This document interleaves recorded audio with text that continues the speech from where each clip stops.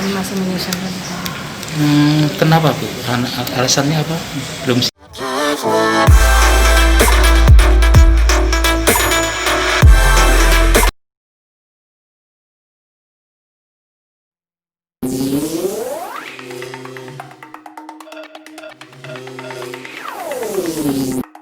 Ya, karena tuntutan masih kami susun ya, jadi kami belum siap untuk bisa dibacakan hari ini. Penundaannya berarti 1 minggu kami menolak proses.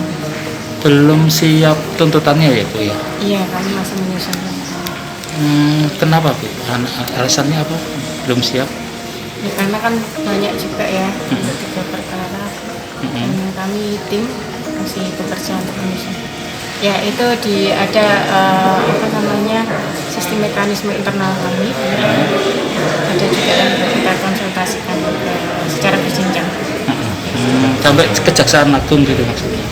Ini nanti tergantung dari kebijakan pimpinan. Oh gitu.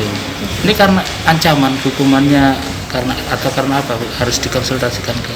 Ya, termasuk itu karena ini nanti tergantung dari petunjuk pimpinan ya. Pastikan konsultasikan ke pimpinan dan nanti beliau yang memberikan petunjuk ya, diarahkan bagaimana penanganan perkara ini dengan sebaiknya. saya tidak tahu iya.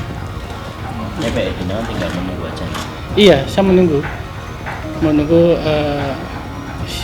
jaksa untuk siapnya membacakan tuntutannya kapan. Setelah ini nanti, setelah tuntutan nanti seperti apa maksudnya? Ya kita nanti akan mengajukan pledoi kan. Iya, kita mengajukan tahap-tahapnya kan seperti itu. Nah, jaksa akan memberikan jawaban dari pledoi kita. Pledoi kita. Iya, tapi kemudian habis itu kan putusan. Kita duplik nanti. Ya kan replik duplik. Kayak ini kan replik duplik. Gitu. Ya kalau kita kan optimis ya, kita harus yakin bahwa berdasarkan dari keterangan saksi yang dihadirkan, para saksi yang dihadirkan, kemudian keterangan ahli, kemudian keterangan dari terdakwa, semua kan sudah sesuai SOP. Gitu. Apa yang dilakukan oleh para terdakwa itu adalah sesuai SOP.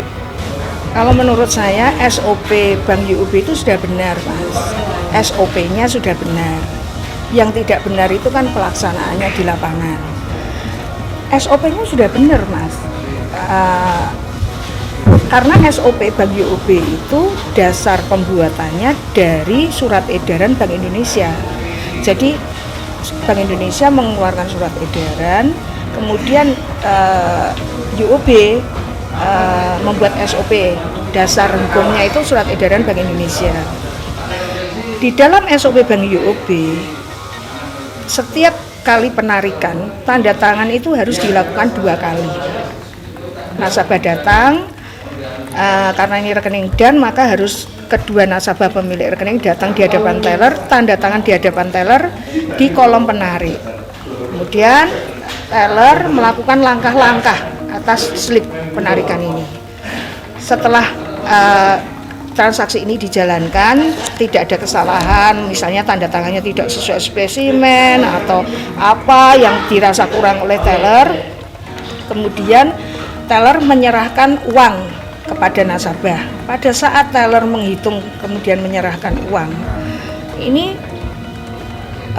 pihak teller harus meminta tanda tangan kembali kepada nasabah untuk tanda tangan di kolom penerima uang. Jadi tanda tangan itu dilakukan rekening, yang kedua di kolom penerima.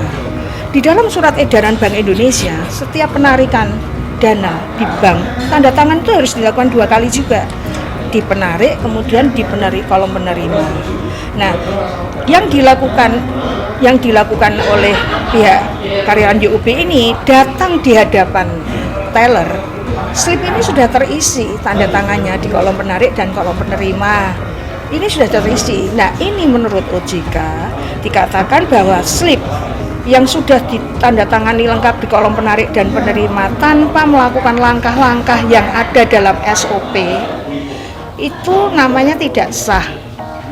Kalau sampai divalidasi oleh pihak bank, jika di kemudian hari timbul masalah, maka bank harus bertanggung jawab. Harusnya dengan kondisi seperti itu bank menolak. Itu yang disampaikan oleh saksi ahli OJK.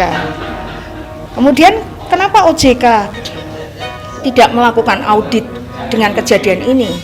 Saya pernah datang ke Jakarta, ke OJK Jakarta yang di Jalan Tamrin.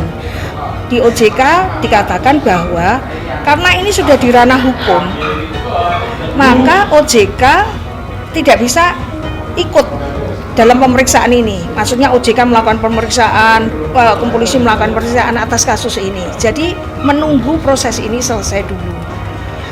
Jadi tidak boleh jalan dua-duanya, karena di dalam OJK itu ada penyidik juga ada jaksa. Kalau masyarakat lapor ke OJK, OJK akan turun untuk menyelidiki perkara ini.